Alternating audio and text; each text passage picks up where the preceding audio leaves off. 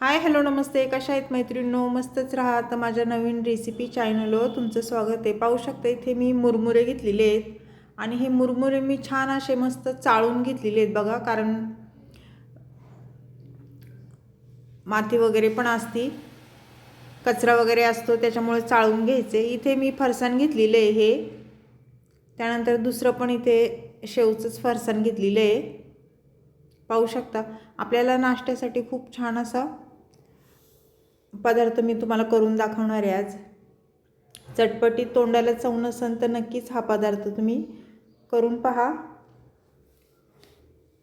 तर त्यानंतर इथे मी छोटी वाटी खोबरं घेतलेले आहे आणि छोटी वाटी शेंगदाणे घेतलेले आहेत. खोबरं असं पातळ चिरून घेतलं आहे बघा, उभं असं. कोथिंबीर घेतलेली आहे आणि कोथिंबीर स्वच्छ मी धुवून घेतलेली आहे. तर छान बारीक चिरून घ्यायची आपल्याला ही कोथिंबीर. मैत्रिणींनो, चॅनलला कोणी नवीन असेल तर लाईक सबस्क्राईब करायला विसरू नका. छान छान कमेंट करा. व्हिडिओ कुठून पाहताय कमेंट करून नक्कीच सांगा. व्हिडिओ जर आवडला असेल तर मैत्रिणीला नातेवाईकांना शेअर करा आणि अशा पद्धतीने तुम्ही एकदा रेसिपी ही करून पहा. खूप टेस्टी होती नाश्त्यासाठी, सगळ्यांना आवडेल अशी, आणि तोंडाला चव नसेल तर नक्कीच ही रेसिपी करून पहा. तर पाहू शकता कोथिंबीर छान मी बारीक चिरून घेतलेली आहे.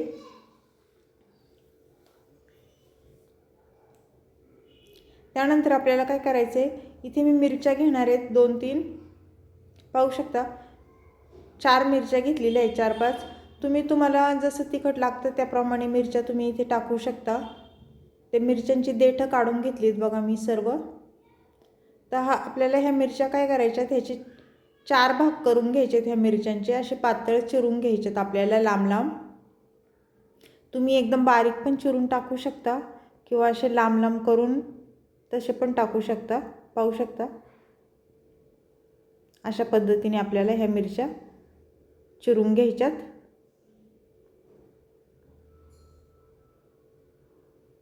अगदी झटपट होणारी रेसिपी आहे ही मैत्रिणींनो नाश्त्याची.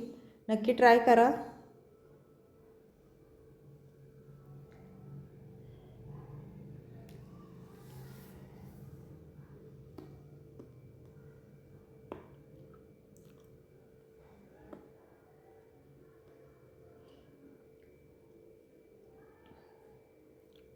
तर छान अशा मिरच्या मी चिरून घेतलेल्या आहेत. पाहू शकता तुम्ही,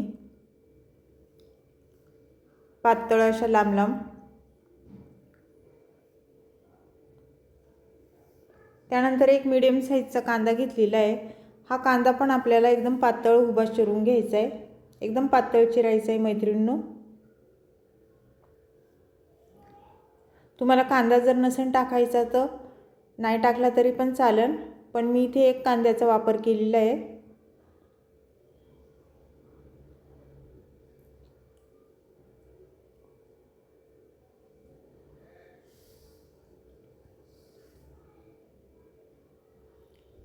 मैत्रिणींनो, व्हिडिओ बघता बघता लाईक नक्कीच करा. थोडंसं असं मोकळं करून घ्यायचं आहे बघा त्याच्या पाकळ्या आपल्याला कांद्याच्या, अशा पद्धतीने.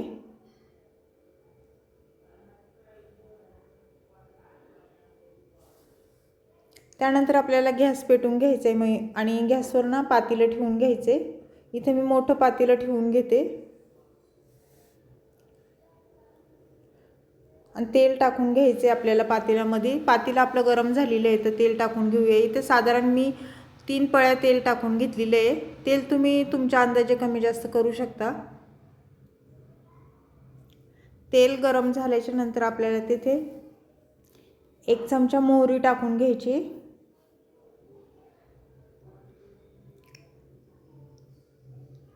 मोहरी छान तडतडल्याच्या नंतर जिरं टाकून घ्यायचे बघा. जिरं पण छान फुललं की त्यानंतर आपल्याला इथे मिरच्या टाकून घेणार आहे मी.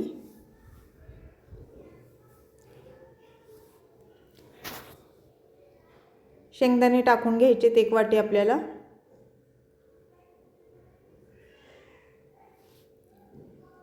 शेंगदाणे छान तेलावर परतून घ्यायचे. त्यानंतर खोबरं टाकून दिले. खोबरं शेंगदाणे छान परतून घ्यायचे बघा.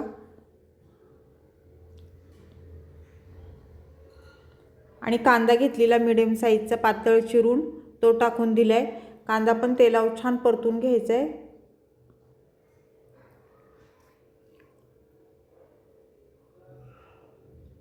असा कांदा कुरकुरीत झाला पाहिजे तेलामध्ये, असा परतायचा आहे आपल्याला. शेंगदाणे पण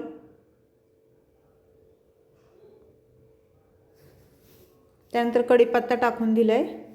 थोडासा कढीपत्ता होता माझ्याकडे, मी टाकून दिला. आणि हे छान तेलावर परतून घ्यायचं आहे आपल्याला कढीपत्ता पण.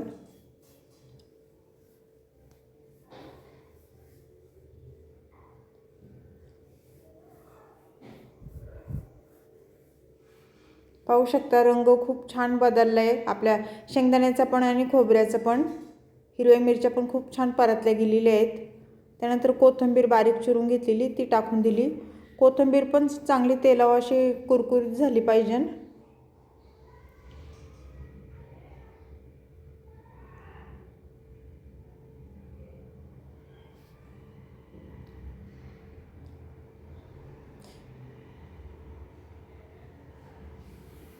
ते छान परतून झालेलं आहे आपल्या मैत्रिणींना. तर 1 चमचा आपल्याला इथे हळद टाकून घ्यायची बघा.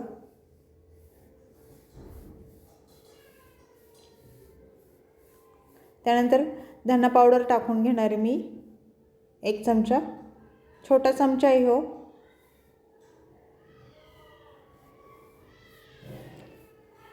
आणि थोडासा अर्धा चमचा बेडगी मिरची पावडर कलरची.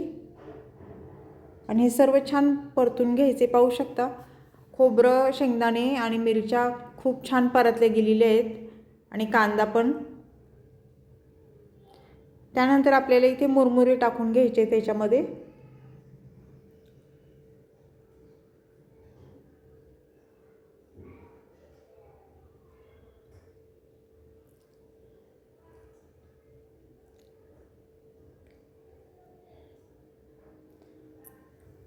मुरमुरे टाकून झाल्यानंतर साधारण असं जरा मिक्स करून घ्यायचे आपल्याला.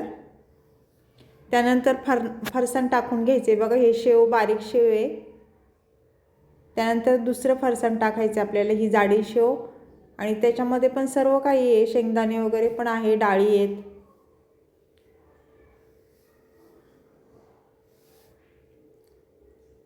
मीठ टाकून घ्यायचे आपल्याला चवीनुसार. आणि सर्व छान मिक्स करून घ्यायचे बघा अशा पद्धतीने.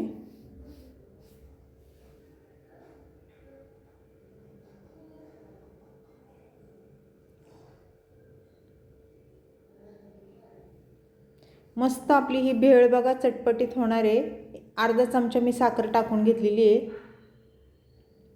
मैत्रिणींनो, चटपटीत ही भेळ नक्कीच करून पहा, खूप टेस्टी होती.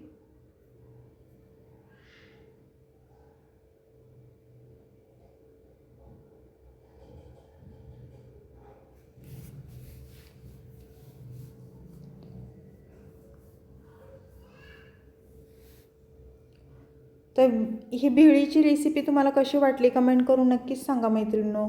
चॅनल कोणी नवीन असेल तर लाईक सबस्क्राईब करायला विसरू नका. आणि अशा पद्धतीने एकदा ही भेळ करून पहा, खूप टेस्टी होती. घरातल्यांना सगळ्यांना आवडत आणि झटपट होणारी आहे. तर नक्की ट्राय करा. तर अशीच रेसिपी घेऊन मी पुन्हा हजर होईन.